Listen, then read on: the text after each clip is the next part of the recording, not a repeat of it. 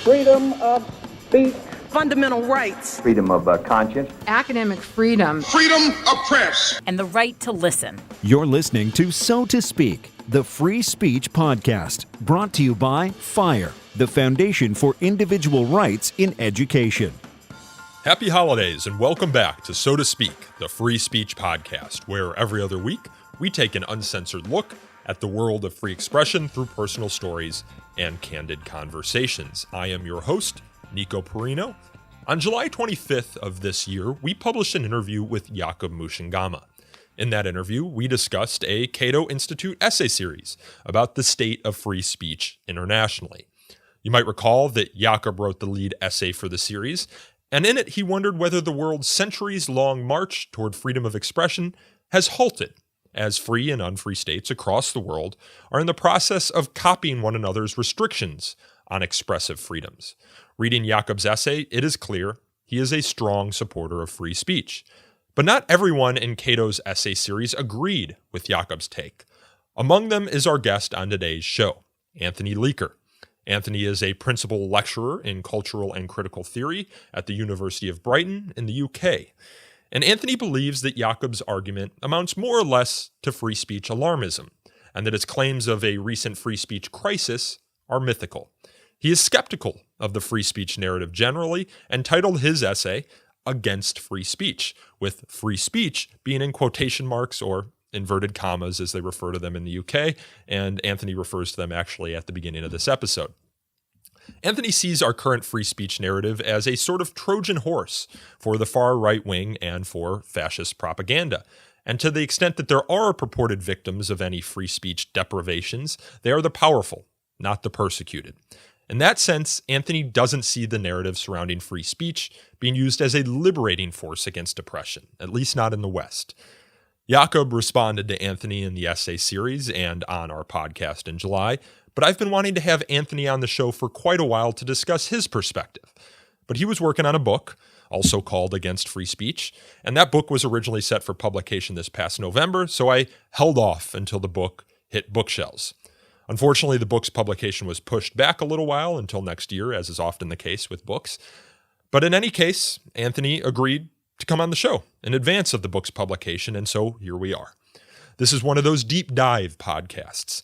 Anthony and I have two very different perspectives on how free speech is discussed and protected across the world today, and those differences are on full display here. But in any case, I think you might be surprised to find that there is actually much that Anthony and I agree upon. I enjoyed this conversation, and I hope you do too. So now, on to the show. So Anthony Leaker, thank you for coming on the show today. Thank you for inviting me. So you, in your essay for the Cato Institute, say that you are against free speech, and you have a book coming out that I'm assuming will be an expansion of this essay. And I just wanted to begin this conversation by exploring what it actually means to be against free speech and your conception of it. Yeah, so I should clarify that I would like to be against free speech in inverted commas, because I think to be against free speech in itself is impossible or stupid or idiotic as it doesn't, or self-defeating. There are many ways of challenging the notion of being against free speech. So firstly, I should say that as a title, it is polemical. Of course. But I do have a whole set of arguments that I'll try and outline. But so against free speech in inverted commas, I realise that's quite a kind of irritating postmodern / post-structuralist gesture to put things in inverted commas or quotation marks. But what I mean by that is that free speech today or now or in the last 3 or 4 years has become so fetishized or so narrativized or misused that it's become an ideological tool that is becoming increasingly removed from its true ideal. And so that's really what I want to argue against, is against the way in which free speech is being used.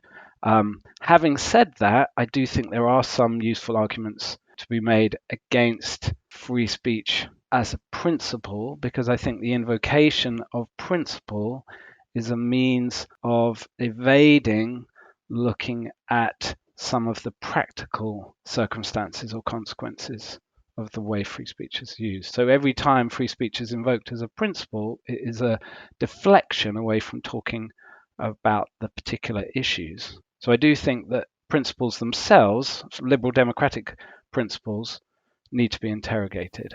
Yeah, one of the things that I was very interested in talking with you about after reading your essay is whether you just dislike the cultural discourse surrounding free speech, or are you actually in favor of implementing stronger regimes of censorship and speech codes, or is it a little bit of both? Yeah. Well, I haven't, this is going to sound evasive. I mean, I'm not against speech codes, but more importantly, I think that they already exist, and not only the ones that are seemingly egregious or outrageous, or these kind of 60-page documents that universities, for example, have with all of these different codes and guidelines and rules. I can see precisely why, Fire or Spiked Online or other organizations would be against those. They can seem absurd, but what I would like to argue for is the recognition that language in all contexts, whether in a university or in business or in the media, is already deeply coded and policed, and that censorship, if you like, operates in all areas all the time, and there doesn't seem to be that much recognition of that in the dominant discourse around free speech that I read coming from the mainstream press. There's this kind of assumption that free speech is a sort of straightforward ideal or principle or set of practices, and I don't think it is. I think all contexts imply a set of rules and codes, and most importantly, power structures. So I wouldn't really want to get drawn into saying I'm in favor of speech codes or censorship or hate speech laws, because I think I would want to take that on a case-by-case basis. There's one thing that you do in your essay in describing free speech. You say it's often used today by some free speech advocates as a Trojan horse, as cover for some of their more retrograde ideas. Yeah. You say free speech crisis is a self-serving myth manufactured or at least capitalized on by people like Tommy Robinson, Geert Wilders. I'm assuming you would also lump people like Richard Spencer and Milo Yiannopoulos into that category. And in those cases, I think I'm sympathetic to your argument. It does seem as though they have gotten immense criticism for their ideas, and they have seized upon the cultural capital that free speech has to say this is a debate about free speech, not my ideas.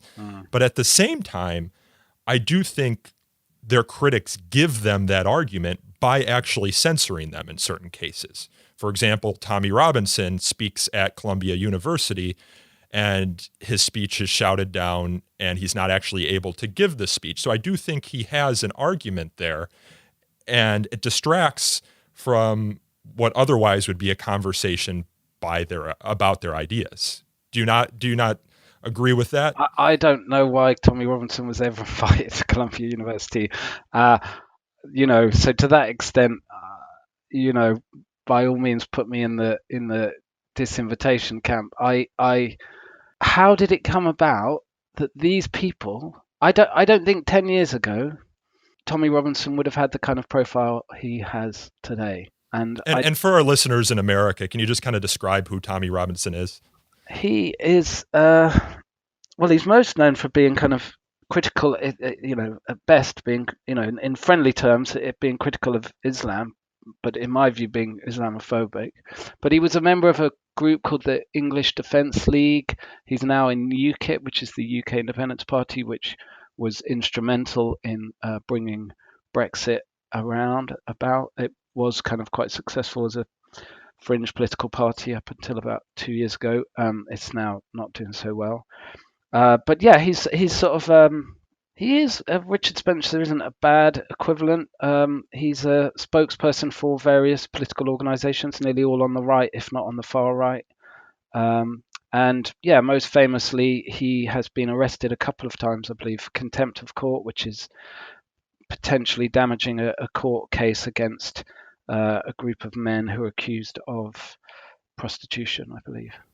So do you draw a distinction then between what speech should be allowed in a university context and what speech should be policed in broader society by, say, the government? And it's in the United States, and I'm not quite as familiar with the system overseas, but in the United States, a lot of public universities are a functionary of the government, so they're bound by the First Amendment. But how do you think about that distinction? I again, I would want to say, can we just have some recognition of the way in which language is policed all the time?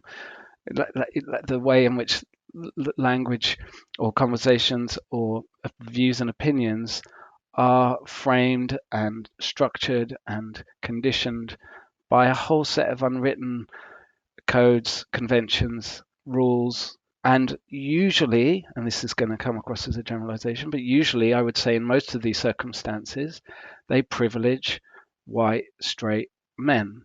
And I would say the university is no different to that. I think the university is structured in such a way, and that could be the seminar space or lecturing in a set of ways that have a history. University teaching, university courses, university outlines, university hierarchies have a history, and they have traditionally privileged a certain form of individual, and that obfuscates their gender and their race and their class. But these are white, middle class, straight men. And so I am in favor of trying to challenge that, but I'm not in favor of kind of giving. I mean, this is where I kind of agree with you probably. I mean, I don't think the solution is to empower the government. I don't think the government is the ideal solution. I mean, this is where I wouldn't be in favor of censorship, or I wouldn't be in favor of legal redress. I mean, I ideally I would like to change the kind of conversation. I mean, can I just quickly mention? I mean, I listened to Jonathan Haidt on your podcast. I think it was a month or two ago, where it was the panel discussion around is there a free speech crisis on the universities, and there was Andrew Sullivan and Andrew Sachs, I believe, and Suzanne Nozzle. Yeah. And Jonathan Haidt said, he said the most important thing.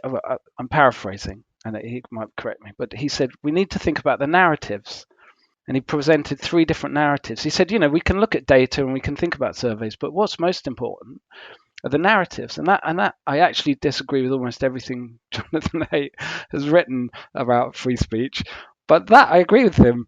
The crucial thing here are the narratives. I was quite surprised to hear him say that, because that's the kind of thing that a cultural theory lecturer like myself would say, that what matters here are narratives of the stories that are being heard. It's these constructions, and in my view, these lead to kind of myths.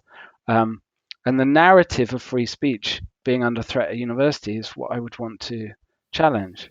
Well, yeah, I guess the impasse that I have in understanding that argument is challenged in what way? I mean, we can talk about how speech should be viewed, but if it doesn't actually lead to any cultural changes, either legal or otherwise, what are we actually looking to accomplish in this case?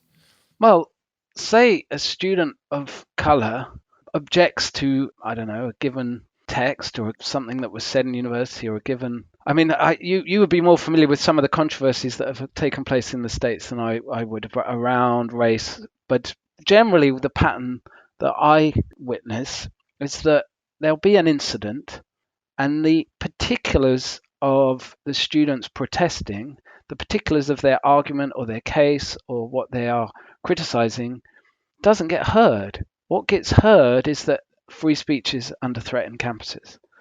And so what I would like to see change is different voices being heard, different voices actually having the opportunity to make their critiques on major platforms, so in major publications. I know if you really seek them out, you can kind of find the arguments that in student newspapers or elsewhere that some students have made some really valid criticisms of certain to their mind, racist or sexist or transphobic practices, and they seem like very convincing arguments to me, but they very rarely get heard. What happens is that free speech gets invoked, and it's a kind of deflection. It's a deflection away from the particulars of the argument, and you get this argument about principles, and it's evasive. It's avoiding the particular issues that these students are raising. Can't we simultaneously try and raise those students' voices and concerns up while also standing steadfast against any calls that might be inherent in that narrative for censorship? I'm reminded of a common line among the waves of student protests that occurred here in about 2015, 2016. I don't know if there was a similar wave overseas, but it was students expressing many valid concerns about the environment for racial, sexual, gender injustices on campus. But as part of some of those demands, and you can actually go to the demands.org to see a lot of these students' demand, there were calls for explicit speech codes. Right. And the position of FIRE was a nuanced one that kind of gets lost in the culture war battle. It's like these students have a right to their voices, their protests should be protected, but at the same time, to the extent that they're making any demands for censorship, those need to be stood fast against. And then, of course, we always make the argument about why free speech and academic freedom and free inquiry are crucial to the mission of a university. Is it possible, you think, to do that? Or do you think that that's going to be a challenge? I mean, I'd like to think it's possible. I mean, this is complex because it's sort of partly to do with the relation between organizations like FIRE or the students themselves and the mainstream media. It is true that FIRE has a nuanced position. I mean, it is true that FIRE, some of the cases you defend, it seems to me, from across the spectrum, right? Of course, yeah. If you look at the case, but the representation of FIRE possibly in the views of some, or in certain representations that I've read, is that FIRE is similar to someone like Spiked in the UK. And I know you interviewed Brendan O'Neill on your podcast. I mean, in my view, the Spiked are provocateurs. I mean, they are just out to provoke. I don't think there's anything nuanced whatsoever about anything they do. And I think FIRE has, rightly or wrongly, been associated with them to a certain extent, or is associated with the kind of unsafe speech tour that took place in the States a year ago. Is that true? We had one person speak on one of the panels about a regulation in the United States called Title IX. Yeah. But no, we weren't a sponsor, I don't believe, of that. Spiked, and I have many friends over there. Yeah. Spiked's mission is much more expansive than ours. I mean, they're involved in the Brexit discussions and a lot more cultural issues. Our mission is very narrowly focused on the First Amendment and First Amendment values, and our position is that we agree with generally how the Supreme Court has outlined speech protections here in the United States. We think it is a sophisticated view at both the harms that can be coupled perhaps with speech when we're talking about true threats or incitement to imminent lawless action, while leaving a wide girth for participation in the democratic process, which we think requires open discourse, sometimes offensive discourse. But our cases come from across the political and ideological spectrum. We just defended a professor at Rutgers University successfully who criticized white gentrification in Harlem. We're at the front lines of front lines of defending a professor at Temple University who's very critical of Israel. But at the same time, we defend strong defenders of Israel and sometimes speakers whose speech has been accused to be racist or maybe even is racist. We'll defend to the extent that a university allows people to rent out space on campus. It's a public university. If Richard Spencer wants to rent out that space, we believe he has a right to do so. We also believe that students have a right to raise their voices in opposition to it, and that universities must protect those protests. So it's a very stick to the First Amendment approach. At private universities, it's more of a moral argument about what values a university should uphold in regard to academic freedom and free inquiry. But we're not so much a cultural commentator in that sense. No. Yeah, I heard your colleague, I think Will Creeley? Yeah, I mean, he was saying, it annoys me the way that FIRE get wrapped up in these culture wars. That's not what we're doing. We're taking, just look at our casework, please. And I thought that was great. I thought he sounded great. So I would say on the one hand, that sounds really great what FIRE are doing. But So in practical terms, it's really great work, and it's very, very valuable that there's an organization holding universities to account and that is doing this kind of work that possibly no one else would be doing, that the media wouldn't be doing. Or I can't imagine how difficult it would be individually to get legal redress for these issues. So in practical terms, I think that's great. But the philosophically, it presumes neutrality, right? So this defense of the First Amendment doesn't address structural inequality. It doesn't address the power imbalance. It doesn't address the fact that predominantly the people who suffer the most from offence being protected are the people who are already suffering the most because of structural and other forms of inequality, right? It's just evident to me that in the United States, as in the UK, there are very, very serious structural problems of racism and other forms of discrimination, sexual discrimination, gender discrimination, and that something needs to be done to address that. And that the argument that, well, we're defending all, it's just neutral and we'll defend all cases. Well, that's kind of good, but is it really in the long term going to address some of the more egregious injustices that exist because of structural inequalities?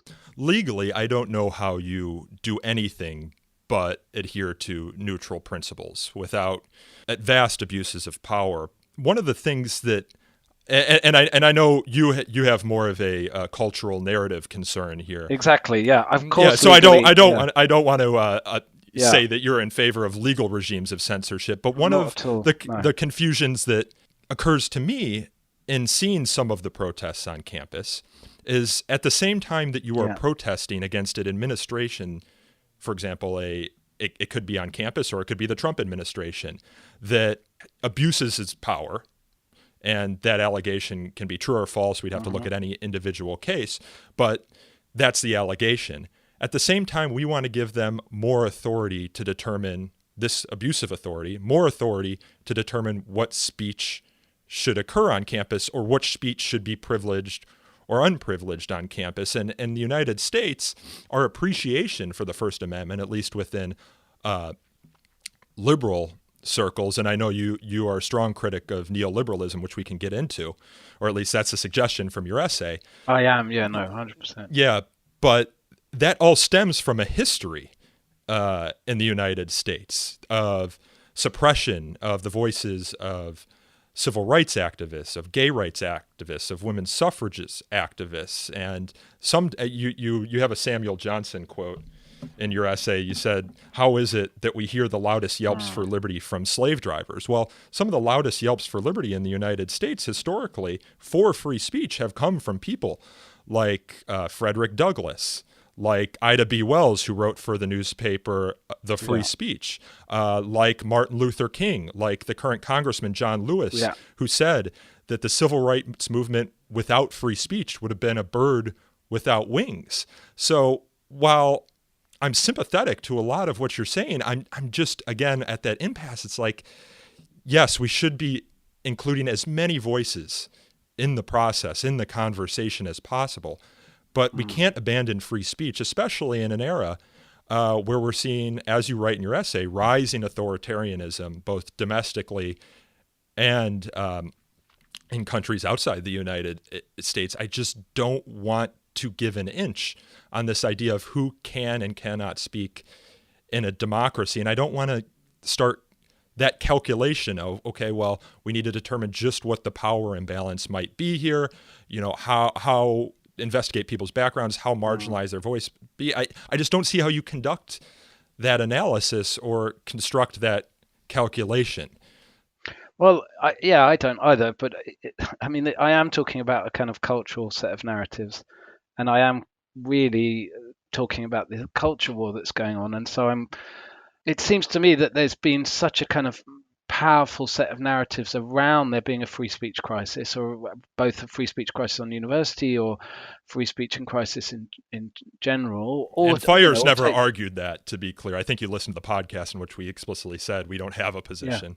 Well, but I think it's hard for free speech advocates not to be caught up in that. So what I argued in the essay was the onus is on true defenders on free speech, right? So the onus is on you to distinguish yourself from firstly the right wing co-option of it, or not right wing, but the far right co-option of it, right? To yes, okay, that's true about Frederick Douglass and Ida B. Wells, and that free speech has been in the service of all sorts of very just causes, but it seems to me it's shifted, right? The role it's playing ideologically and the role it's playing as a kind of tool of critique has shifted in the last 10 or 15 years. And why is that? Why has that occurred? I mean, that's one of the things I'm trying to think about. How has it come about that free speech is now most often associated, at least in the UK, with these kind of demagogues or with these, Well, it might be, and I don't have any strong theory here, but it might be because the institutions that have, I guess, so you see a lot of these conversations happening on college campuses, and the argument is that conservatives or far right or right wing individuals or groups are censored on these campuses, and it's the left in most of these universities that have some sort of cultural hegemony, if not administrative power. And so the idea could be we're seeing allegations of censorship or even just cultural criticism that some people, we can loop Milo Yiannopoulos in here, that's so intense that they feel as though it ventures almost into a free speech discussion, when that's rightly or wrongly. And you can maybe see this in the culture generally, where the left, broadly speaking, and I hate using those terms, seems to have a cultural stranglehold on the media, on movies. If only. Yeah. But no, that's exactly my point. Where in the middle part of the century, we look at the purge of alleged communists from the movie industry, and it seemed as though the right, the America Firsters back then, held all the wheels of power, and so the censorship was of those who didn't hold that cultural power, which was those on the left. So you're seeing a shift where the left is not taking over the culture necessarily, but has more say in the culture, has more power in the culture. And so you're seeing the wheels of censorship turn in a different direction. Justice Ruth Bader Ginsburg said that America is nothing if not a pendulum. When it swings one way, it swings the other way.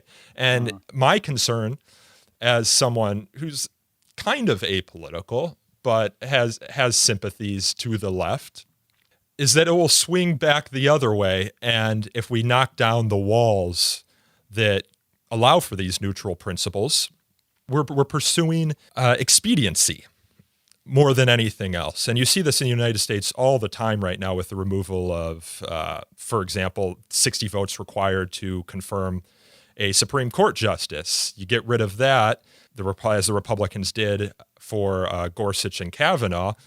Great, you might get Gorsuch and Kavanaugh, but there might be a moment when you're not in power. And so you want those checks and balances. And so I guess that's a long-winded way of my kind of exploration of why we might be seeing the narrative shift, and we might be seeing the victims or alleged victims of censorship be more on the right than they were when Martin Luther King was marching into Selma, for example. Well, I mean, my explanation would be, or one possible explanation, is that this all needs to be viewed in the context of the financial crash of 2007 and 2008. So you have this major economic disaster, which has a huge impact in the UK and the US and in the rest of the world. And then 5 years later, you get this, in the broadest sense, culture war, both in the UK and the US. And, and a kind of smaller part of that is this ongoing sense of free speech being in crisis, or a narrative about free speech being in crisis, there being a free speech crisis. So what's the relationship between those things? Well, it'd be pretty hard to fully establish it, but clearly there is a politics of reaction that exists, that has brought about Brexit, that's brought about Trump, that brought about massive support for Le Pen in France, and elsewhere across Europe, the support for these ethno-nationalist discourses, or ethno-nationalist politicians, I should say, who use ethno-nationalist, racist, if not white supremacist narratives to garner support from the so-called left behind, from these apparently disempowered and disenfranchised groups of people. But what caused that disenfranchisement, right? What caused that disenfranchisement was, yes, neoliberalism, and in particular, the financial crisis. And so politicians are capitalizing on this economic crisis and using culture and using cultural narratives as a way of gaining support and also avoiding addressing any of the deeper structural problems, which are to do with quite extreme form of capitalism that is producing mass inequality both in the US and in the UK, where you've got an increased division between the richest and the poorest, which seems to be only getting worse. So I would want to see this kind of obsession with culture as a result of a failure to address anything concrete with the economy. The economy hasn't changed. The economic system, if you like, hasn't changed since the financial crisis. So where's people's at? Where are people going to, and liberal democracy itself has been massively undermined. Everything that you've kind of said in defense of free speech, in principle, I agree with, but in the concrete situation in which we both exist, in the political circumstances in which your vote is cast and which my vote is cast, well, it's largely, I mean, a farce is a bit too strong, but we do live in a kind of post-democratic age, or in an age where liberal democracies are seriously under threat, right? With your president, I mean, probably if we get into talking about your president, we might never end. But there are problems, right? There are clear threats to democracy in both the US and in the UK, where democracy is threatened. So this idea that there's this neutral marketplace of ideas, that if we just bring all these ideas out into the sunlight and that we can have an open and free debate and the truth will out, it just seems remarkably naive.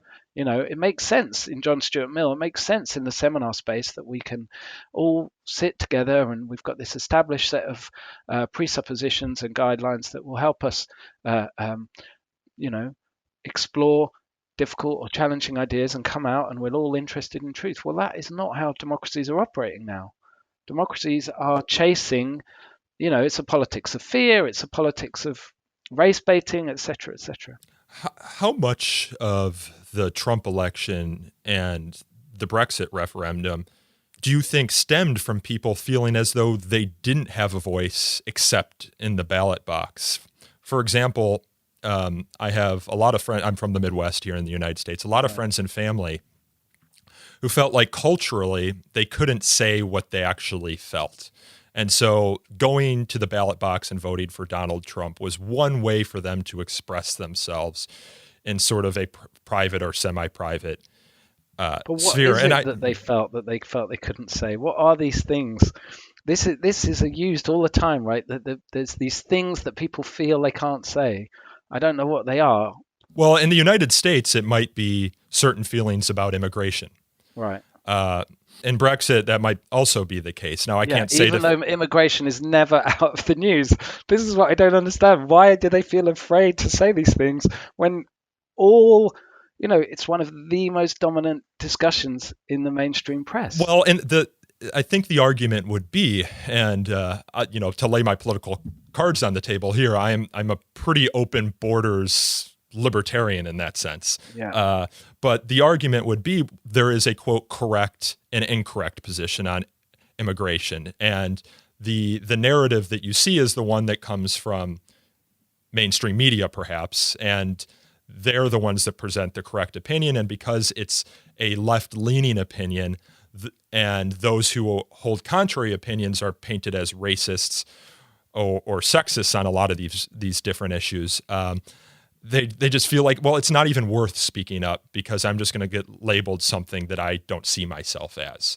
And I saw that I lived in New York City at the time of the Trump election. I actually was up the night of the election. It was one of the most surreal evenings of my life. I actually left my apartment at a certain point and I walked to the area where all the TV stations broadcast. And I walked over to NBC and you could see people crying. Then I walked a couple of blocks over and I went to Fox News and people were cheering. They were wearing their red MAGA hats. And one of the reasons it was so surreal to me, because it painted the divide in America over 2 city blocks. And also, I lived in New York City. I didn't know a single person who voted for Trump, nonetheless, even like had any sympathies for him. But then I talked to my family back from Illinois, and they didn't know a single person who voted for Hillary Clinton. And there was this divide, and I talked to the family back there, and I say, well, why do you vote for Donald Trump? Or my friends back there, why do you vote for Donald Trump? And they just said, he stood up to political correctness. He said a lot of the things that we felt. And, of course, we can have a debate whether those feelings are justified or unjustified, but they just didn't feel as though they had a voice in the mainstream media. And so the ballot box was their only choice. And in that sense, I think actually democracy is working, and maybe democracy doesn't always give us the outcomes we want.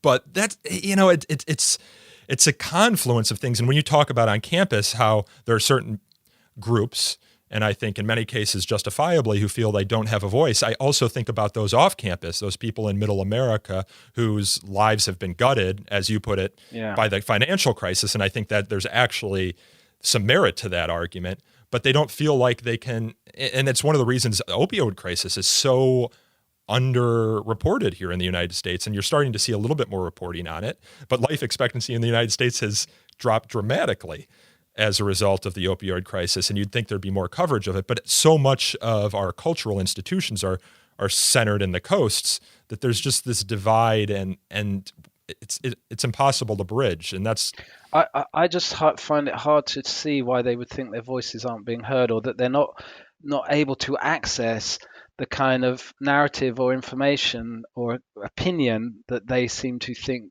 appeals to them or speaks to them, i.e. being anti-political correctness. There's been anti-political correctness going on for the last 25 years or so. Fox News, for example. But even the notion that the New York Times or CNN or other media outlets in the States are left, I mean, that to me is laughable. They're centrists. I don't.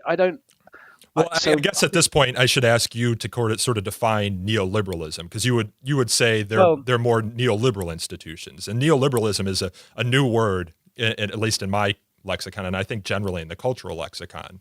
Yeah, well, so neoliberalism, the easiest way to think about it is as Reaganism or Thatcherism, which is the privatization of former public goods, so the privatization of gas, water, steel, airlines, you name it. In the UK, almost every previously public industry was privatized, eventually floated on the stock market, etc., etc. So firstly, it's the marketization of industry or public service that the market should govern. I mean, its origins are in Friedrich Hayek and a few other Austrian thinkers who believed that socialism or anything approaching socialism or any form of kind of state-managed economy, whether that's welfare capitalism, was a severe threat to individual flourishing. So they privileged the individual, and they felt that the best place for the individual to flourish is the market. But the consequences of that are that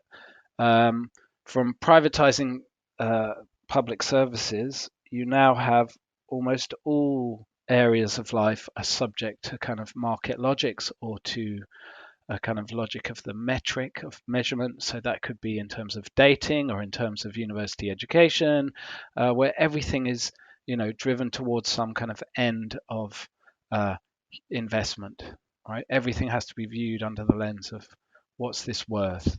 For example, reading a book is no longer valuable in itself. What's it going to give me? What's it going to do for me? What's it going to add to my CV? How's this going to make me a better form of human capital? So, who should I date? Should I date this person? What will this do for me? Everything's become instrumentalized. And you would argue that these cultural institutions like the New York Times broadly fit within this sort of rough category. I don't know about the New York Times. What I'd say about the New York Times and others, and I'd include the Guardian in this, is that they are liberal in the philosophical sense, political liberals, not in the American sense where you distinguish liberal and conservative, but liberals as in endorsing traditional political liberalism, which is the philosophy that comes from John Locke and Thomas Hobbes and up through Mill and through others, which is, I would say, is the basic political common sense of our culture, both the UK and the US. I think the UK and the US have been liberal since America since 1776. I mean, I think the Constitution is one of the great documents of liberalism, and I think there's a lot to be said for liberalism. But in its foundings, liberalism was exclusionary, excluded indigenous people and excluded black people. And white supremacy is the kind of political system that never gets named, but white supremacy in the US has dominated US politics. And in the UK, it's a form of colonialism and kind of post-colonialism. The UK has the UK's liberalism is inextricably linked to colonialism. And so the empire was built through a narrative of promoting the UK as a place for freedom and flourishing and civilization. But this was on the backs of the economic exploitation and political exploitation of all the colonized nations. And this isn't even my argument, right? I should say this is Aziz Rana wrote an amazing book called he's an American academic, I think he's at Cornell. He wrote this great book, I think it's called The Dual Faces of Freedom. And he's saying, American freedom is great, right? It's one of the great inventions of human society that America has enabled people to be truly free. But that freedom has always been for a select group of people. And yes, certain groups of people have managed to enter into that fold, if you like, through campaigning and partly thanks to free speech, as you say, suffragettes and the civil rights movement. But it's still going on. It's still exclusionary. So this is a very long version. So I would say that the New York Times and CNN, they claim to be kind of just neutral, but they don't interrogate the kind of liberalism that underlies everything they do. And as I was saying right at the beginning, this fails to address deeper structural forms of oppression and inequality. So would you say that you're a Marcusean? And we've talked about him a little bit on the podcast before, but he wrote his critique of pure tolerance. Yeah. And from what I can hear you say thus far, I don't think you would go as far as Herbert Marcuse, because he seems to suggest that the laws should change in the direction of what he calls repressive tolerance. I just kind of want to get your sense of where you fit in that philosophical tradition, if at all. Yeah, I have to confess, I haven't properly read Repressive Tolerance by Marcuse. I mean, I know it and I'm familiar with it, and I probably should read it properly. I've sort of skim-read it. So I wouldn't say I'm Marcusean precisely because I haven't properly engaged with his work. Yeah, well, we can pivot away from that. I would say, I'm broadly speaking, would or the Frankfurt School. Yeah, I've got a lot of sympathy for the Frankfurt School. I've got a lot of sympathy for Adorno's critique of the culture industry and for I think, it's Adorno and possibly Marcuse, I don't know, but Adorno certainly is interested in the flourishing of individuals, but it's all wedded to a social critique. So Adorno sees capitalism as an all-pervasive kind of ideology that incorporates us and in such a powerful way that when we think we are choosing something, we are kind of under an illusion. I mean, it's much more sophisticated than that. Yeah, of course. But yeah, I am sympathetic. I mean, the label cultural Marxism that's thrown around, that's largely a quite specious label, but I don't necessarily have a problem being associated with some of the things that cultural Marxism's accused of, wanting to get rid of God, for example. I don't have a problem with that. God as a sort of structuring tool in society. I don't have a problem with God as a form of individual belief. If people want to believe in God, great. I'm not a supporter of the new atheists, so I think. But yeah, I shouldn't have gone into cultural Marxism. I think it's not that helpful. I would say, if I believe in socialism, basically. Mm-hmm. I want to talk about John Stuart Mill for a second, because in your essay, you critique how John Stuart Mill is used in this cultural dialogue surrounding free speech. And I'll just quote a second here from your essay. You say that John Stuart Mill is so often called upon to support such a free speech defense is questionable, at best. Mill sought to attack existing social arrangements, whereas today's free speechers seek to defend and preserve them. Mill considered diversity central to social progress, whereas many of his supposed heirs promote fanciful notions of homogeneity. Mill was concerned with the oppressive nature of public opinion. He challenged dogma, stale arguments, and calcified points of view. He challenged custom described as nature. And my reading that, I agreed with almost everything you just laid out there about Mill. He was one of the early campaigners for women's rights. But at the same time, I don't think that negates his arguments in favor of free speech, nor is it easy to presume that he would perhaps take your approach in viewing free speech today. There are many people for whom I think they have good ideas, but they have more sordid pasts, or they have bad ideas, but their pasts are good. So I just want to see what we actually draw from that critique in the context of what it actually means for free speech as a principle.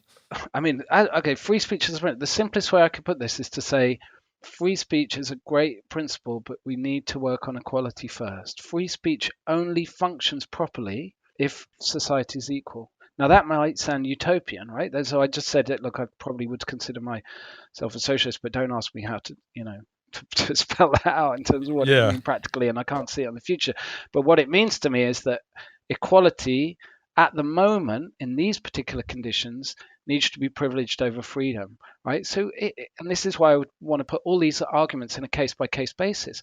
Of course, if you're subject to a kind of an oppressive regime, if you're under a kind of authoritarian communist regime in the Soviet Union or in East Germany, of course, freedom's vital, and I completely understand why freedom of speech and why freedom as a kind of slogan, not even a slogan, as an ideal to strive for, was what was emphasized the most by the people trying to by dissidents and people trying to critique the system. That completely made sense. But we're not subject to that regime at the moment. We're subject to a regime of extreme freedom for certain groups of people. And therefore, I think what needs to be done is to balance that out with an argument for equality. And it's not that I'm thinking principle equality is better than freedom, but I'm saying in this society where there is such gross inequality, then what we need to promote are narratives and arguments and cases for equality. And that might involve some kind of structural meddling. It might involve speech codes here and there. It might involve affirmative action. It might involve a whole set of other things, because until we've got equality, freedom of speech doesn't mean much. If it's only free for some people, if only certain people have a platform, if only certain people are heard, then what use is freedom of speech? Right, so that's my main argument. Let's just change the way we're talking about it. We can't keep defending it as a principle if we're ignoring the reality for vast groups of people. And by groups of people, I mean, entire identities, right? So we need to make society more equal. Yeah. And equality is a laudable goal, Yeah. and I will never disagree with you on that. But I think I would disagree in the approach or the tactics to get there, because when I think about power, I think about those who wield it. Maybe I privilege too much institutions and who's in control of those institutions. But in order to achieve this equality, and if you think about it in the free speech realm or any other realm, you need to have someone pulling the levers to make it possible. And I just don't know that there's any person with whom I would entrust the power to restrict my freedoms. How do you ever know when you've reached perfect equality? I mean, it does seem sort of like an utopian goal to me, and one that can only be achieved in certain respects through repression by those in power. And those in power here in the United States right now are people like Donald Trump, people who I assume I would not support. You wouldn't. Yeah. But even if it was the perfect angel, mortal angel, none of us are immortal, and they will have successors, and those successors will have the same access to power that their predecessors but did. The true idea of democracy is that the people in power are just representing the interests of the people, right? So if you believe in democracy, then the institutions that are managing the state, for example, and managing the laws, well, they are just there. The people in charge of those institutions are there because they have a mandate from the people. the fact that our democracy is kind of screwed is the problem. But if we had a radical democracy, if we had an actual functioning democracy where the public had a say in all sorts of things and where they were genuinely informed, we had an informed citizenry, not people subject to just endless propaganda, which is what I think the media, for the most part, produce. I don't think they produce much kind of. I think this is where paradoxically Trump is kind of onto something with fake news. The fact that Trump uses fake news as a tool to deflect critique of him, which is propagandistic in itself, but actually, people on the left have been arguing that the news is a very, at best, biased and at worst, completely manufactured form of propaganda or ideology. For years they've been, Chomsky wrote Manufacturing Consent back in 1984 or something. So democracy isn't functioning if you don't have a properly functioning media and you don't have a properly informed citizenry where politics operates according to all sorts of super PACs or whatever. That's just the fact that Citizens United, for example, the fact that corporations can function as citizens in the States just seems bizarre to me. Well, we could go down the rabbit hole of campaign financing, etc. But I mean, to me, had that particular decision gone the other way, it would have meant that you can't make a movie about a politician something like 6 months before an election. Okay. That just seems to me like because the question there was a corporation, which is of course an amalgamation of people. Often organizing around a certain mission or ideology. And in this case, it was the organization Citizens United, who were opposed to Hillary Clinton, and they made a documentary about her politics. And the government, through its campaign finance rules, tried to say that you can't make that movie. And the principle there, if it was upheld in the Supreme Court, would have extended to the New York Times, which is a corporation, and it would have prohibited them from writing editorials in support of this candidate or against that candidate. So, I mean, that case gets a lot of flack because it seems people argue that it weaponizes the First Amendment and grants corporations certain rights, but I just don't see any way around it if we want organizations like Amnesty International or Greenpeace or the ACLU to be able to have a voice in our political process. There's no other. Okay, and that would be great in an equal society. But if the most powerful, if a big corporation has a lot more power than Amnesty or Greenpeace, then we are not operating in a marketplace of ideas, let alone a kind of fair playing field. Well, isn't that the brilliant insight of the Bill of Rights? Is we're not a perfect democracy. The vote protects the voice of the majority, but it's bounded by the rights protected in the Bill of Rights for the individual. And in some cases, there are protections for groups like the right to assemble. But those rights protect the minority of one. They're neutral principles that should and are not always enforced on a viewpoint neutral basis. Yeah, but if the individual is normalized as a white property-owning straight man, then that's a problem, right? This is yes. Yeah, well, I'm not going to defend the early draft of the Constitution that didn't recognize but I'm not sure right that things have. I mean, they've changed a great deal, but there are still gross and great structural inequalities, and they are also discursive inequalities. That discursive meaning in the way in which language normalizes certain individuals over others. So this notion of invoking the individual is great in an ideal society, but we don't live neither you nor I live in an ideal society. We live in a society structured by gross inequalities, both economic and political. Yeah, I guess I just don't see, one, what you can do until we get to that point, and two, how you even get to and maybe we have different definitions of equality. My thought is mostly equality under the law, but I know that you place a great emphasis on the cultural concerns. But when I think of perfect equality, I think of Kurt Vonnegut's essay Harrison Bergeron, in which certain people who are really smart have a buzzing in their ear, so they're not as smart. Or people who are super athletic have weights attached to their feet. And I know that's not the equality you're talking about, but that's the recognition of equality under the law, is that nobody's born with talents in every field, but we should recognize, despite the inequalities that we're born with, that everyone should be treated equally by the government.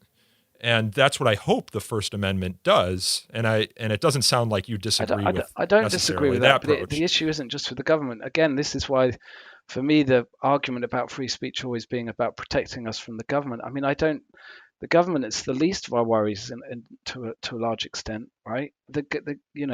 Corporations are very powerful, but also other groups in society are very powerful. Other individuals are very powerful.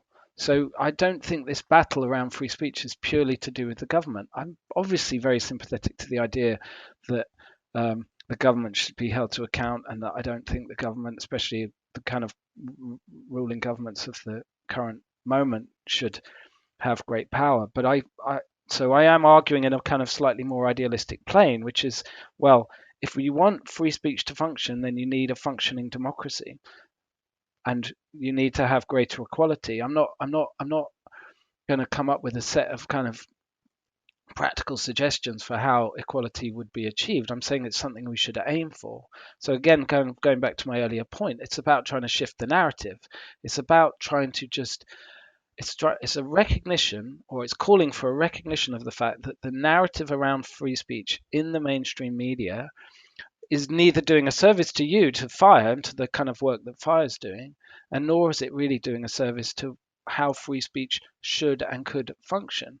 What it tends to be doing is serving vested interests. At worst, it's serving kind of far-right opportunists and demagogues who, like Tommy Robinson. I mean, I didn't actually finish speaking about Tommy Robinson, but why is he invited to Columbia at the first place? Why is he invited to the Oxford Union? Why are these institutions? Why are some of these people on the BBC? Right, the BBC is having interviews with Marine Le Pen and all of these people.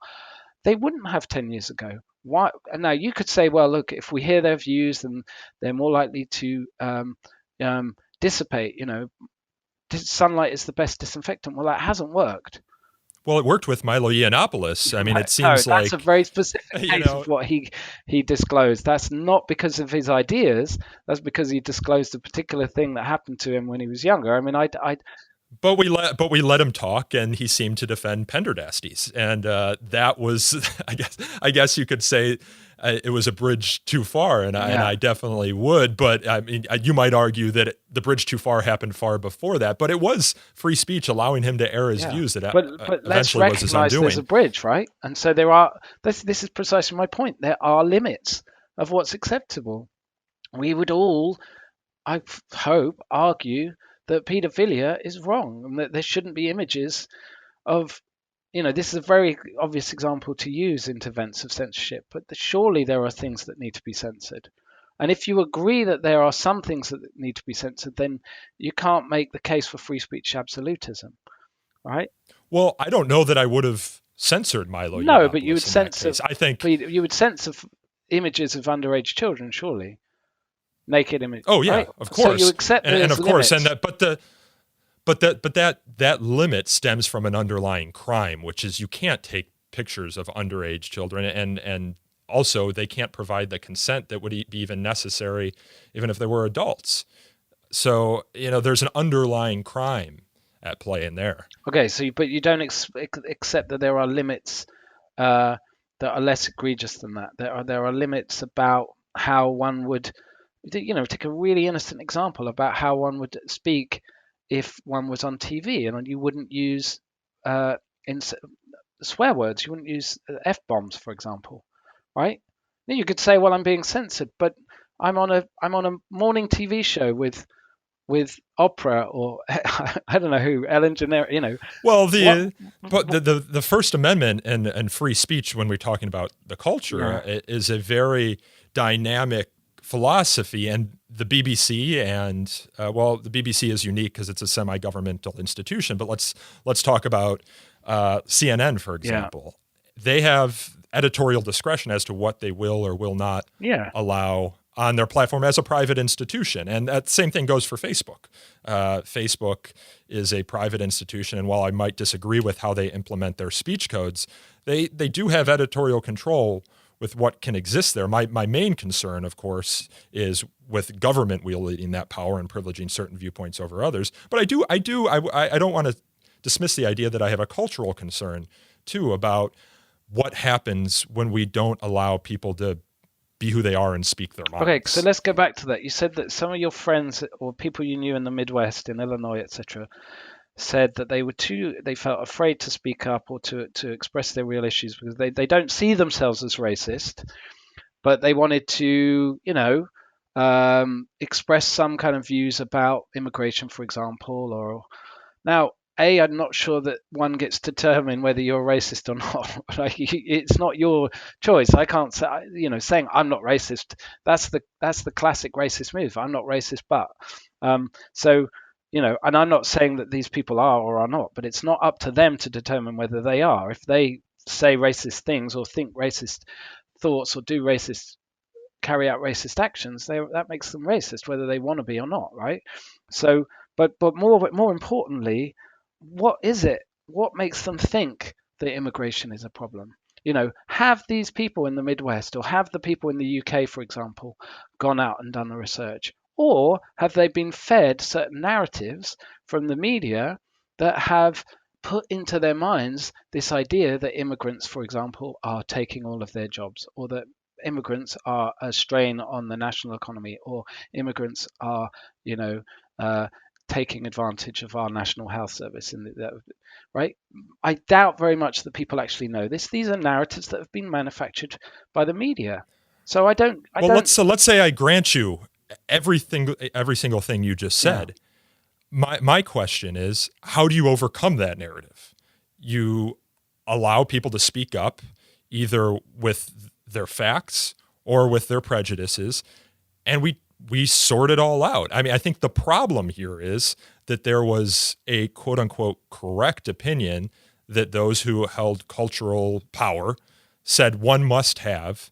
And if you did not have that, your voice isn't allowed on campus. It's not allowed on CNN. It's not allowed in the pages of the New York Times.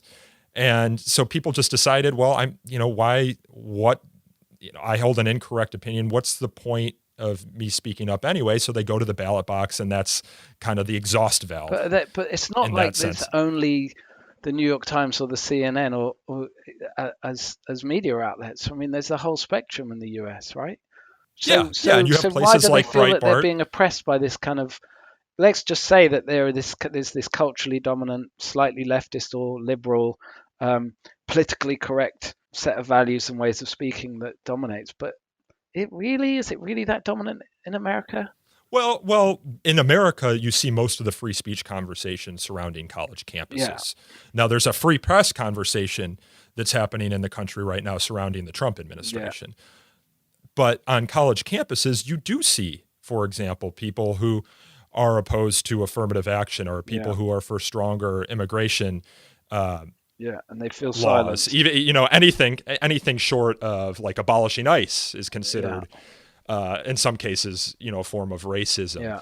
And they feel silenced. Now, you and I can have a debate as to whether that's justified or not, but actually, I will say there are cases where you do see people who make these arguments who are subject to disinvitations or disinvitations attempts, or who can't do their affirmative action bake sale on campus. So it does come from somewhere, and I think in the United States, one of the biggest applause lines Trump ever got was when he was speaking at Ohio, and he said he was going to defeat censorship on campus, which I kind of roll my eyes at. But he was visibly, if you see the video, taken aback by the amount of applause he got. I don't think he has any remote idea as to what's happening on campus. But that seems to be where conservatives don't have cultural capital, and that seems to be where the free speech fights are happening. And I can't say they're without merit, because we certainly do see censorship on college campuses. Yeah. And I don't want to say it's exclusively conservative. Yeah. We can circle back here and talk about whether the concentrating on the culture war speech debates is actually very representative of what happens on campus. But anyway, that's a long-winded way of saying I think they do have at least some argument when it comes to college campuses. I mean, no doubt, and certainly some of the students that I teach here in the UK do claim that there is a kind of, an unwritten set of boundaries about what's acceptable and what's not. And some would want to express views that they feel that if they did, they would be possibly vilified. What I would say to that is, but those views, that there are plenty other spaces to express those views, that those views are those of the mainstream. Those views are the views of the Daily Mail newspaper, which in the UK is huge. It's one of the biggest selling newspapers, or it's the most viewed on the internet. It gets millions of viewers. That to make an argument against immigration, it's a very common argument. So yeah, okay, let's say the university is a left space, but I'd rather think of it as a critical space, right? It's a space then shouldn't they critiquing be what's going on in society. So yes, it's trying to counter the dominant set of narratives and values and arguments that are being propagated by the powerful, by the mass media, by the corporate elite, right? So yeah, the university, and thank you to FIRE for defending academic freedom. The academic freedom is there to be critical of what's going on in the mainstream. And if the mainstream is more right-leaning or more centrist, then it kind of makes sense that a university might be a space that is left, but purely because it's critical. So if the political climate changed in the mainstream, I would assume that the university would change. Well, I would think that the university, being a critical institution, would welcome these arguments, would welcome these challenges as a place. Well, we do welcome where they critique can happen. I don't know that it's necessarily the mission of a university to take a position on every issue and then counter them, as you said. We do welcome debate, but one of the problems is these arguments have been made for years. So okay, maybe there's a bit of impatience, but the argument, I mean, we could think of the Charles Murray case in the States, but we could think of the case here in, I think it was Oxford. A professor, he's called Nigel Bigger, wanted to kind of start an institute that was trying to, in his view, take a more balanced look at colonialism. Now, I would argue, and others would argue, we don't need a more balanced look at colonialism. We need to be critical of colonialism, right? There was enough promotion of colonialism for the last 150 years. There is enough literature out there promoting colonialism. What we need is to counter that. We need, so this argument that somehow we need to hear more voices that speak to the good things that Britain did while it was colonizing over half the world. No, we've heard that. It's over. The arguments are over. Isn't the best way to critique an argument to first present that argument and then present it in the most charitable way possible?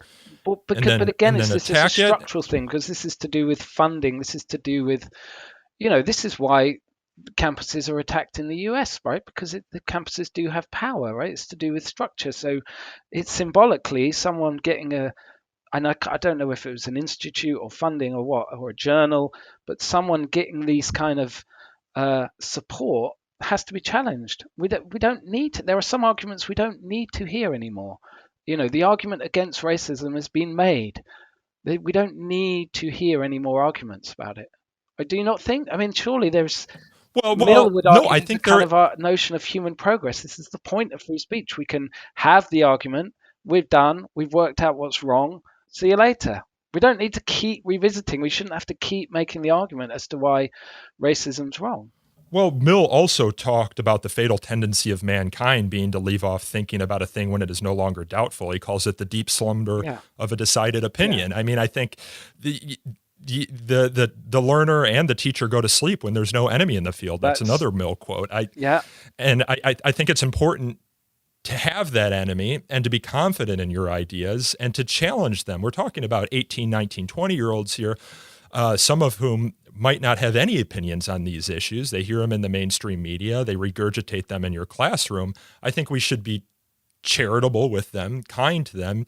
You're a very compelling speaker and a compelling writer. I mean, I was very struck by your prose in that essay. I have no doubt that facts will win out in the end. I hope, if we have a neutral playing field here on campus and we allow these ideas to be heard, interpreted, charitably and then defeated. Yeah, sure. We want to challenge students. We do, but I don't think it's challenging students to hear retrograde ideas. There are new ideas, there are new forms of critique, there are developments Well, within particular disciplines that we can focus on. We don't need to hear stale, old, dogmatic arguments about biological racism, for example. I mean, I don't even know what Charles Murray's shtick is. He wrote The Bell Curve. He said something along the lines that it's genetically the case that white people are intellectually more advanced than black. I mean, is that his? I think I haven't read his book, but I think his argument is generally that there are there are differences in IQ across groups, but the greatest differences come within those groups and among individuals. I don't want to defend his book or but should he be sort given of a platform? claim to know exactly. Should he? I mean, to the extent his book is a bestseller, people buy into it. I think the university is the best place to litigate those ideas. I mean, it's the place where you hope that institutional disconfirmation can occur. And institutional disconfirmation is this idea that an idea gets presented and you have systems and processes within the university that ensure that these aren't just dogmatic arguments that are going to be made, but there will always be challenged, because that's how we push knowledge forward. And I know, I'm sympathetic to the idea that we shouldn't have to relitigate whether racism is okay. I'm totally sympathetic to that. But I also understand the history here in the United States that same argument was made on campuses in the 1950s and 60s about communism. And it was the impetus for throwing people out of professorships, for expelling students. You saw the huge expulsion within the movie industry here. I mean, it was taken for granted in the same way a lot of this stuff is taken for granted, that these ideas were bad. And I think cultural Marxism, the Frankfurter School, a lot of these had very valuable things to add to the academy, and the academy was worse off for not engaging with those ideas. Yeah, but the difference there was that okay, that's broadly speaking McCarthyism, and that was the government that's in power. But what's happening today is that the campus is a counterweight, surely, to the government. The campus is, it's a kind of form of checks and balances. So well, in the 1950s, Harvard was hosting tribunals and getting rid of. But they were on the side of the government. That's what I mean. I'm saying that it was all on one side. Everything was stacked on one side. So I don't see the fear around what's going on in the campus. I would see the fear if the kind of politics of the campus was shared by the politics of the U.S. government. But that isn't the case. So they're in dialogue. I mean, in a very loose sense, they're in dialogue, but there isn't this kind of monolithic anti-communist, for example, set of power structures. But that doesn't mean that will always be the case on campus. If you allow the principle that there are certain ideas that are just beyond dispute to take hold on campus, today, we might love the ideas that have taken hold. But tomorrow, let's say Trump is in power for another 4 years and his administration has more influence. I mean, it could go the other way, and we could be talking about how the idea that climate change is man-made is just de facto not true. I mean, that could conceivably happen sometime in the future. But it's less likely to happen if you allow for this institutional disconfirmation, if you have a culture that allows minority viewpoints to be presented, and you can always count on them to be challenged. And I think that's what the role of a university. I mean, that's kind of the ethos that FIRE takes. And we recognize that not everyone would agree with that, but I'm honest when I say that's what I believe. I think again, in principle, I agree. And in principle and in practice, in fact, what FIRE's doing in terms of defending particular cases on campus of infringements of free speech is great and admirable. And, we should be very grateful for that, or people in the state should be very grateful for what you're doing.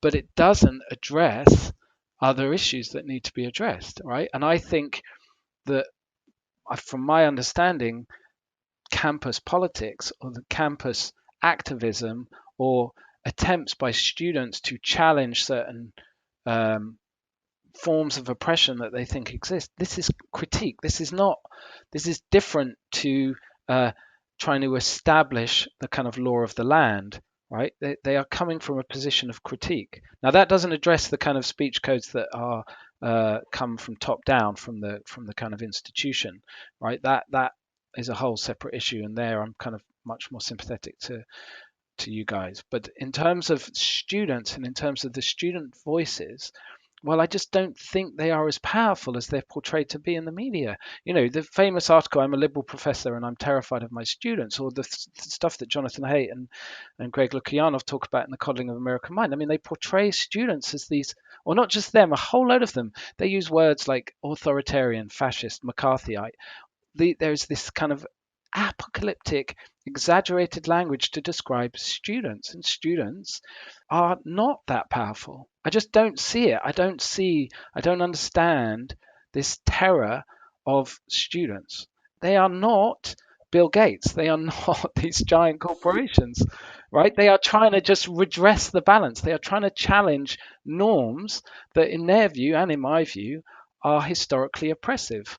And that's exactly what Mill was about, right? It's like, let's break down customs. We assume, he wrote in the 19th century, that women can or can't do this. And he says this has just come about through custom. And don't tell me it's natural, because nature is just to come about because of custom. And I think that's what the students are mostly doing. They're trying to establish things that seem normal, but are in fact deeply culturally constructed. Well, would you say that there are certain tactics that students take that can justifiably be called authoritarianism? To the extent, for example, at Evergreen State College, they wouldn't let the president leave a room, or they take over a classroom at Reed College, or they petition to get professors fired, and in some cases successfully disciplined. I mean, for not having a trigger warning for something that they said in class that was. I mean, you must be sympathetic to that in a certain extent, because you live in the classroom. Look, that's all very possible, and I could well imagine that were I to be sort of shipped over to the States tomorrow and start teaching a class, I'd be terrified and horrified myself. But and that I might well agree with some of these narratives about students and their kind of authoritarian tactics. However, I would want to take a longer view and try and understand why it is that they feel that they're having to use these kind of tactics, right?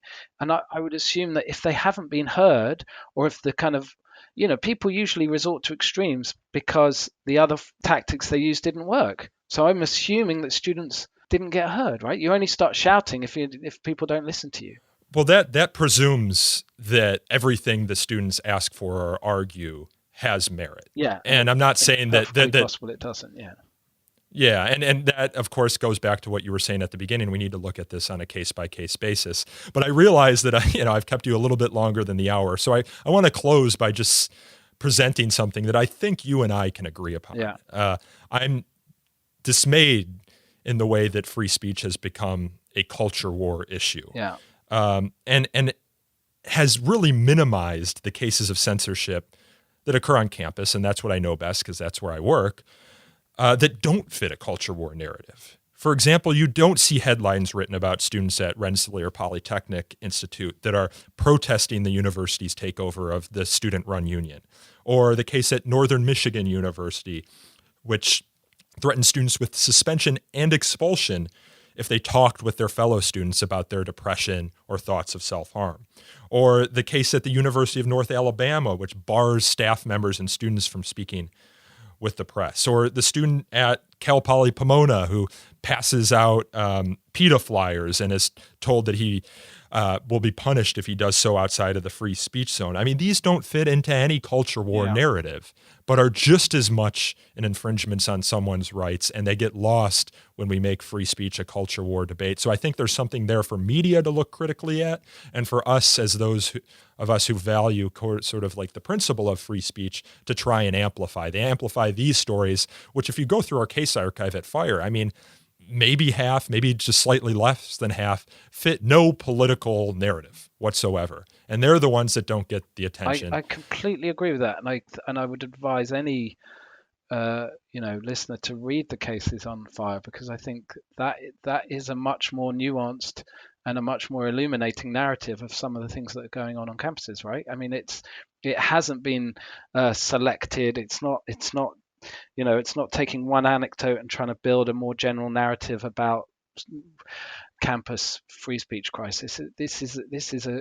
I think reading those cases is everyone should do it. Anyone who's ever written an article about free speech on campus should be forced to read all of those cases on the FIRE website. So I agree with that, and I completely agree. That the narrative needs to be shifted. Who's responsible for that, though? Who has an investment in this narrative? And I think not only should the media and cultural commentators take a more nuanced look at the actual cases of free speech infringement on university campuses by engaging with the work that FIRE is doing, but I also think there needs to be more said about the reality of student life on campus and the kind of diversity of student life, right? That for example, students aren't all these kind of privileged activists at high-end schools like Yale, but many of them are working 2, 3, 4 jobs. Some students are working through the night. Students are exhausted. Students are under pressure. Students are in debt. Students are suffering from grave mental health crises. There's a whole set of other stories about students that just don't get heard. Yeah, and I will say I work in the communications department, so I work with journalists a lot. And there have been times where I've pitched publications, stories, and those publications will remain unnamed, where they said, yeah, this is a good story, but the institution doesn't have the name recognition that we'd want to write a story about it. Next time you have a case at Harvard or Yale, let us know. Yeah. So, and we have a case right? Yeah, no, it's very depressing. And in that sense, I think your critique of the media is fair. I want to give you the last word here. What can we expect with your book? Anything else you kind of want to plug here before we tune out? No, well, I just hope I get the book done. The book won't be out until next November, probably. But no, it's been a real pleasure. I think more kind of conversations like this, the better. I mean, one of the odd things about starting to write this book, where I was initially kind of very critical of the way free speech was used, is that the more you read into it, the more you start to appreciate the value of free speech. So I'm still very much have an ambivalent position. So engaging with the Cato Institute and speaking to you and reading more widely is a really useful exercise. So I'd advise anyone who has a kind of fixed position to just, engage in dialogue. Well, I tell you what, when the book comes out, please do get back in touch. And we organize talks on campus. We're often asked to participate in talks where they ask us who else should be invited. Let me know. We'd love to have you here in the United States to engage in more of these dialogues publicly. So Anthony Leaker, thank you again so much for coming on the show. I look forward to the next time we get a chance to talk. Thanks very much, Nico. That was Anthony Leaker. He is a principal lecturer in the School of Humanities at the University of Brighton in the UK, and he is also the author of the Cato Institute essay Against Free Speech, which will be expanded into a book by the same name, which should hopefully be available sometime next year. You can find a link to Anthony's essay along with the other essays in the Cato Institute's Cato Unbound essay series about international free speech in this episode's show notes. This podcast is hosted and produced and recorded by me, Nico Perino, and edited by Aaron Reese. You can learn more about this podcast by following us on Twitter at twitter.com/freespeechtalk or liking us on Facebook at facebook.com/so-to-speak-podcast. You can also email us feedback at so-to-speak@thefire.org. And as always, if you enjoyed this episode, please consider leaving us a review on iTunes or wherever else you listen to your podcasts. Reviews, as always, help us attract new listeners to the show. And until next time, I want to wish you all a happy new year, and we'll see you in 2019.